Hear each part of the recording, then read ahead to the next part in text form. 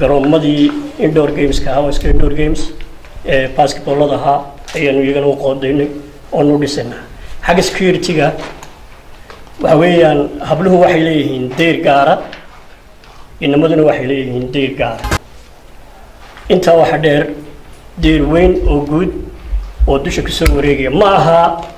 deyrka guudan ka sheekeynaya halkii school property-gii maaha yani amba school boundary-gii maaha oo iyada lafteeda dee dib looga hadli doono loo kordhin karo laga hadli doono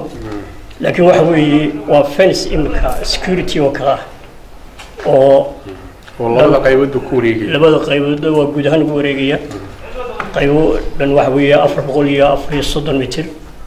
qaybina waa 379 mitir marka aad buu weyn yahay marka waxaan arrinka ku yar dari lahaa moogtay in dareenka la yar wada ogaado waxaa jira in muddo ah waa kii dhulku iska baylahda marka dad badan baa jiro marka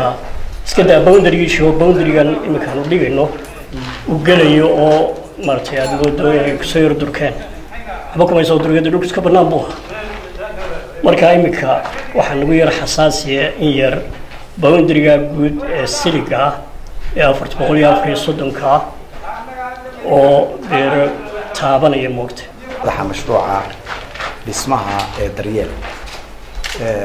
dugsiga taariikhdiisa iyo dhismihiisa injineerkii iga horreeyay ayaa ka warramaya kana warramay anigu waxaan taabanayaa maadaama nahay shirkaddii dhisaysay laba qaybood baan ka taabanayaa dugsigani dhismo ahaan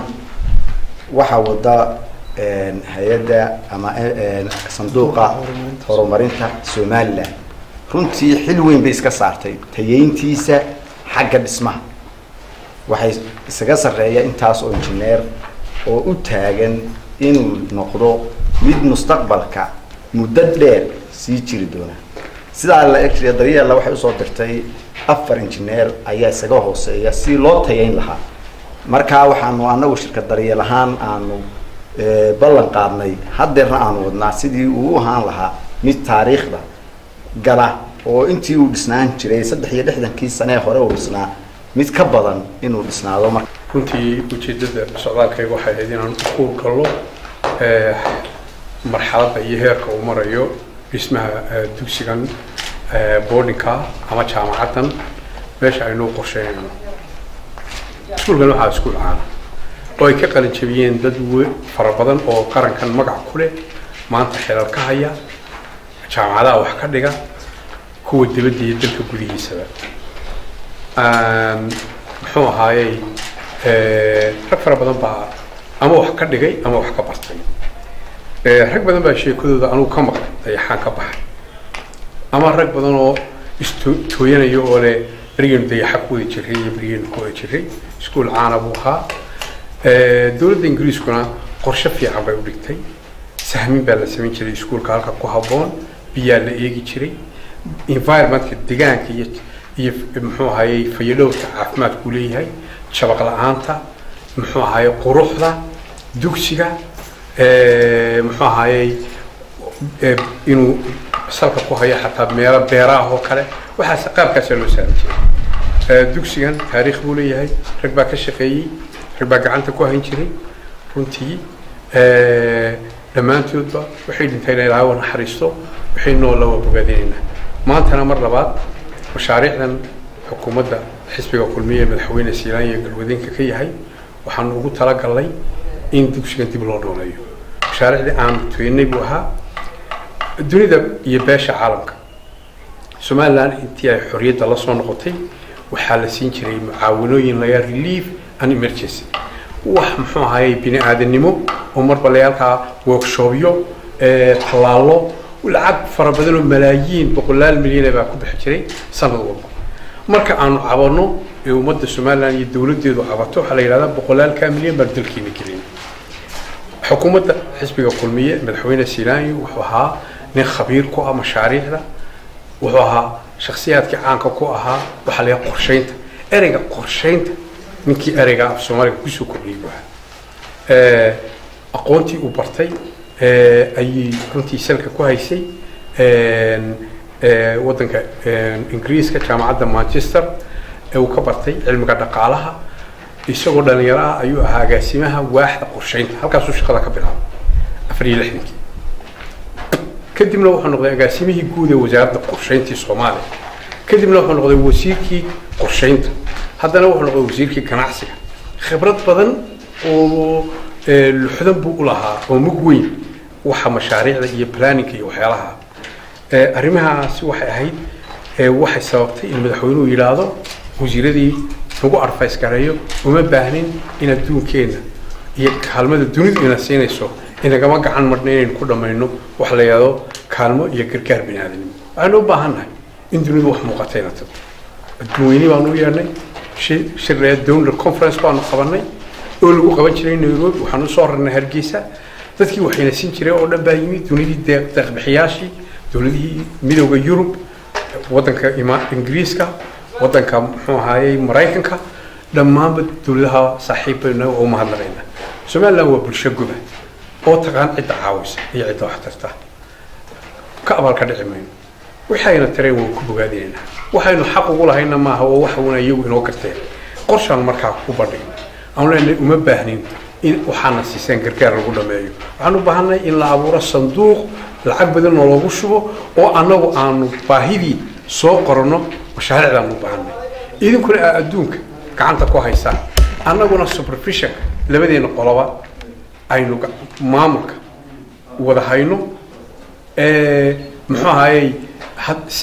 si aan loo beeraadin xukuumadaha iyo dawladaha Afrikaanka wala tuhmaan hadii jeer perception khaldan oo inay iska yihiin dawlado badana hantida ummadda ku tirfalaba ajnabigu ka aaminsan xukuumadda xisbiga kulmiye ma xukuumaddu waxaanu xilka saaray iyagaanu inoo hay haddaan doonayaan wax musuqmaasuqna ama warwareejino diwaanu digdigsan hayno waxaanu noo dhiibay waxaan ku heshiinay lacagta hayaan iyo annaguna hal abuurka iyo baahida aanu keeno kormeerkana wada yeelano iyo ilku haynta iyo muxuu ahay hubinta habsami u socodka mashaariicda sidii ku najaxeen dhowr iyo 10 mashruuc baa maanta galay oo dhowr iyo 60 milyan oo dollar ay ku baxday dalka ka muuqata lama arki jirin lacagaha haddii caawa la yiraahdo ilaa 2010 ilaa 2000 ilaa 19 war maxaa beesha caalamku inoo qabatay caawa cid garan kartaa ma jirto wax uun raacay mas'uul laga buuxiyay iyo waxaan workshop iyo wax lagu dhameeyay laakiin maanta iyagana waa u guul Soomaaliland u guul inaga waa inoo dhaxal wadada berberaya Hargeysa inta inoo dhisay tugna maxado waa la garanayaa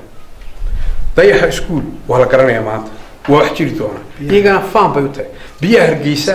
oo maanta ay ku baxayso dhowr iyo 60 milyan oo dollar oo la doonayo milyan iyo 200 ee muwaadiniin degan inay ka cabaan waa kamid waxa kamid ah seerayaasha waa weyn muxuu ahaa seeraha burxo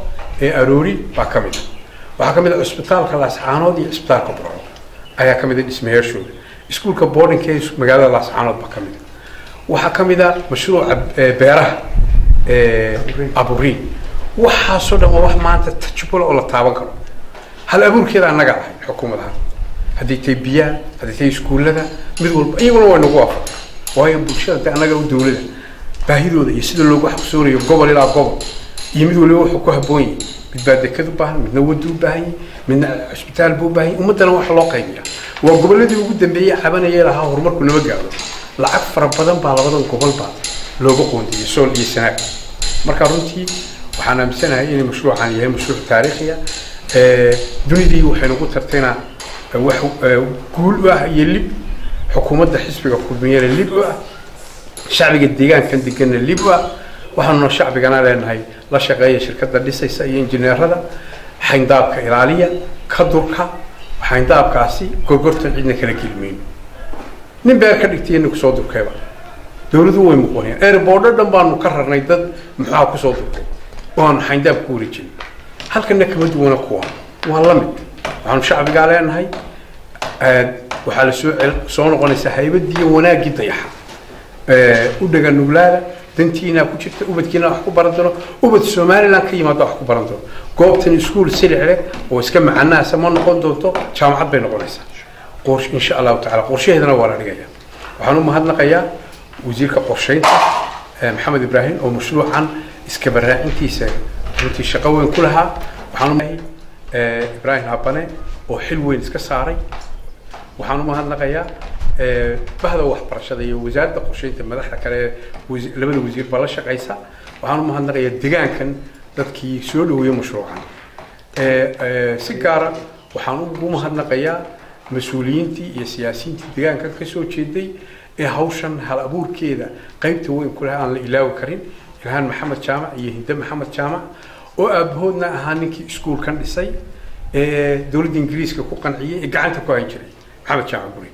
waxaan u mahadnaqayaa shirkadda daryeel oo muxuu ahaa mashruuca fulinaysa caan ku ah mashaariic badan oo waaweyn dalka ka fulisay waxaan u mahadnaqayaa injineerada kale ee consultantska muxuu ka mid yahay injineer Saciid uu ka mid yahay dhamaanba waxaa inoo balanay in meeshan la dhameystiro qorshaha sida uu yaalo inuu raacno mustaqbalka waa markii labaad ee soo booqano dhismahan dayaxa boarding school